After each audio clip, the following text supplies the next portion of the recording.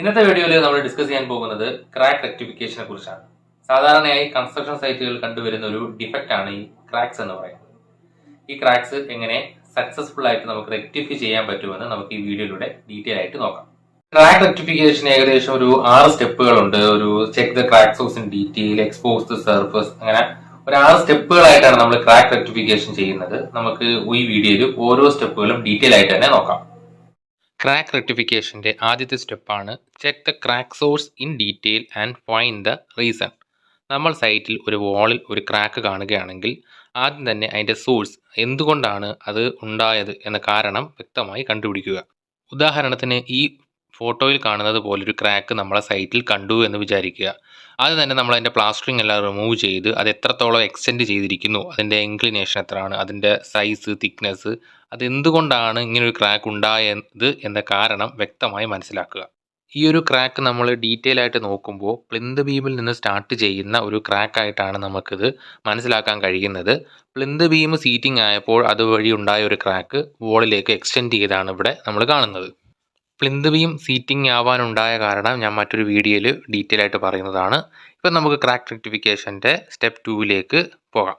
Crack റെക്ടിഫിക്കേഷൻ്റെ രണ്ടാമത്തെ സ്റ്റെപ്പാണ് expose the surface from all directions. അതായത് നമ്മൾ ക്രാക്ക് കണ്ട പ്ലിന്ത് ബീം അതിൻ്റെ 3 ഡയറക്ഷനിലും എക്സ്പോസ് ചെയ്യുക. അതായത് ഇൻസൈഡിലും ഔട്ട് സൈഡിലുമുള്ള മണ്ണെല്ലാം മാറ്റി ക്ലിയർ ചെയ്തിട്ട്, അതുപോലെ തന്നെ അതിൻ്റെ ടോപ്പിലുള്ള ബ്രിക്കും കട്ട് ചെയ്ത് നമുക്ക് വൃത്തിയായിട്ട് ആ ഒരു പ്ലിന്ത് ബീമിൻ്റെ 3 ഡയറക്ഷനിലും കാണാനും അനലൈസ് ചെയ്യാനും കഴിയത്തക്ക രീതിയിൽ അതിനെ എക്സ്പോസ് ചെയ്ത് വെക്കുക. ഇങ്ങനെ ചെയ്യുന്നതിലൂടെ നമുക്ക് ക്രാക്കിനെ ഡീറ്റെയിൽ ആയിട്ട് അനലൈസ് ചെയ്യാൻ പറ്റുന്നതാണ്.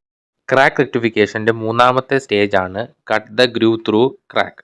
അതായത് നമ്മൾ പ്ലിന്ത് ബീമിൽ കണ്ട ക്രാക്കിന് പാരലായിട്ട് അതിന് മുകളിലൂടെ ഒരു ഗ്രൂവ് കട്ട് ചെയ്യുക.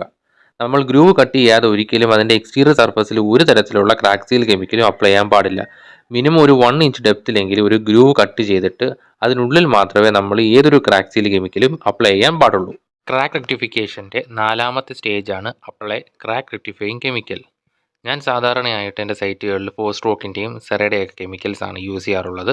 ഞാനിവിടെ 4 സ്ട്രോക്കിൻ്റെ നിറ്റോഫിൽ EPLV ആണ് ക്രാക്ക് റെക്ടിഫിക്കേഷന് വേണ്ടി ഉപയോഗിച്ചിരിക്കുന്നത്. ഈ ഒരു കെമിക്കൽ ഉപയോഗിക്കുമ്പോൾ പ്രധാനമായിട്ടും ഒരു 4 പോയിൻറ്റ്സ് നമ്മൾ ശ്രദ്ധിക്കേണ്ടതുണ്ട്. അതെന്തൊക്കെയാണെന്ന് നമുക്ക് ഓരോന്നായിട്ട് നോക്കാം. പോയിന്റ് നമ്പർ 1, നമ്മൾ ക്രാക്കിന് മുകളിലൂടെ കട്ട് ചെയ്ത ആ ഗ്രൂവ് വൃത്തിയായി ക്ലീൻ ചെയ്തെടുക്കുക. അതായത് വാട്ടറും അതുപോലെ തന്നെ വയർ ബ്രഷും ഒക്കെ ഉപയോഗിച്ച് അതിൽ ഒരു പൊടി പോലും അവശേഷിക്കാത്ത രീതിയിൽ ക്ലീൻ ചെയ്ത് എടുക്കുക. രണ്ടാമതായി നമ്മൾ ചെയ്യേണ്ടത്, നമ്മൾ ക്ലീൻ ചെയ്ത ഗ്രൂവ് ഡ്രൈ ചെയ്തെടുക്കുക. അതിൽ വാട്ടർ കണ്ടന്റ് ഒട്ടും തന്നെ ഇല്ലാത്ത രീതിയിൽ തുടച്ച് ക്ലീൻ ചെയ്ത് എടുക്കേണ്ടതാണ്. മൂന്നാമത്തെ സ്റ്റേജ് എന്ന് പറയുന്നത് മിക്സിംഗ് ആണ്. നമ്മുടെ നിറ്റോഫിൽ EPLV എന്ന് പറയുന്നത് ഒരു 2 പാർട്ട് കെമിക്കലാണ്. ഇതിനൊരു ഹാർഡനറും അതുപോലെ തന്നെ ഒരു ബേസ് റെസിനും കാണും. ഈ 2 പാർട്ടും കൂടി മിക്സ് ചെയ്ത് നല്ല ഫ്ലോ ആവുന്ന കണ്ടീഷനിൽ എത്തിക്കേണ്ടതാണ്. നാലാമതായി നമുക്ക് ഈ കെമിക്കൽ ഗ്രൂവിനുള്ളിലെ ക്രാക്കിലേക്ക് ഡയറക്റ്റ്ലി അപ്ലൈ ചെയ്യാവുന്നതാണ്. അപ്ലൈ ചെയ്യുമ്പോൾ പ്രധാനമായും 2 കാര്യങ്ങൾ ശ്രദ്ധിക്കുക. ഒന്നാമത് ഹൊറിസോണ്ടൽ ക്രാക്ക് ആണ് എന്നുണ്ടെങ്കിൽ നമുക്ക് ഡയറക്റ്റ് ആയിട്ട് ഗ്രാവിറ്റി ഫ്ലോയിൽ അപ്ലൈ ചെയ്യാം. അല്ലാതെ വെർട്ടിക്കൽ ക്രാക്ക് ആണെന്നുണ്ടെങ്കിൽ നമ്മൾ എന്തെങ്കിലും സ്റ്റാൻഡേർഡ് ഇഞ്ചക്ഷൻ എക്യുപ്മെൻറ്റ്സ് ഉപയോഗിച്ച് വേണം നമ്മൾ കെമിക്കൽ ക്രാക്കിനുള്ളിലേക്ക് അപ്ലൈ ചെയ്യാനുള്ളത്. ഈ ഒരു കെമിക്കൽ അപ്ലൈ ചെയ്യുന്ന സമയത്തേക്ക് ക്രാക്കിനുള്ളിലേക്ക് ഇത് പൂർണ്ണമായും സ്പ്രെഡ് ചെയ്യുന്നുണ്ടോ എന്നുള്ള കാര്യം നമ്മൾ കൃത്യമായി ഉറപ്പുവരുത്തേണ്ടതാണ്. അതുകൊണ്ട് തന്നെ ഒരു സൈറ്റ് എഞ്ചിനീയറുടെ പ്രസൻസിൽ ഈ ഒരു റെക്ടിഫിക്കേഷൻ വർക്ക് ചെയ്യുന്നതാണ് വളരെയധികം നല്ലത്. ക്രാക്ക് റെക്ടിഫിക്കേഷൻ്റെ 5ാമത്തെ സ്റ്റേജാണ് ക്യൂറിംഗ്. നമ്മൾ ഏത് കെമിക്കൽ ഉപയോഗിച്ച് റെക്ടിഫിക്കേഷൻ ചെയ്താലും അതിനാവശ്യമായിട്ടുള്ള ക്യൂറിംഗ് നൽകേണ്ടതാണ്. ഞാനിവിടെ ഉപയോഗിച്ചിരിക്കുന്ന 4 സ്ട്രോക്ക് നിറ്റോഫിൽ EPLV എന്ന കെമിക്കലിന് 24 hours ആണ് ക്യൂറിംഗ് ടൈം. ഈ ഒരു സമയം സ്ട്രക്ചറിൽ മറ്റു വർക്കുകളൊന്നും തന്നെ ചെയ്യാതെ യാതൊരു പുതിയതായിട്ടുള്ള മൂവ്മെൻറ്റുകളൊന്നും ഉണ്ടാവാതെ നോക്കേണ്ടത് അത്യാവശ്യമാണ്. ക്രാക്ക് റെക്ടിഫിക്കേഷനിൽ 6ാമത്തെ സ്റ്റെപ്പാണ് cover the groove with mortar using proper bond repair. നമ്മൾ കെമിക്കൽ അപ്ലൈ ചെയ്യാൻ വേണ്ടി ഫോം ചെയ്ത groove proper bond repair chemical ഉപയോഗിച്ച് നമ്മളത് സീൽ ചെയ്യണം. ഞാനിവിടെ യൂസ് ചെയ്തിരിക്കുന്നത് സെറായുടെ ബോണ്ട് റിപ്പയറിങ് കെമിക്കലാണ്. ആദ്യം തന്നെ നമ്മൾ SBR ഗ്രൂവിലേക്ക് അപ്ലൈ ചെയ്യുക. എന്നിട്ട് നമ്മൾ SBR ഉപയോഗിച്ചുകൊണ്ട് മോട്ടാർ പ്രിപ്പയർ ചെയ്ത് ആ ഗ്രൂവ് സീൽ ചെയ്യുകയാണ് ചെയ്യുന്നത്. നമ്മൾ ഗ്രൂവ് സീൽ ചെയ്തതിന് ശേഷം പ്രോപ്പറായിട്ടൊരു 3 ദിവസമെങ്കിലും നമ്മൾ ക്യൂറിങ് ചെയ്യേണ്ടതാണ്. നോർമലി പ്ലാസ്റ്ററിങ്ങിന് ചെയ്യുന്ന കണക്ക് ചെയ്താൽ മതിയാവും, ഒരു 3 times ഡെയിലി.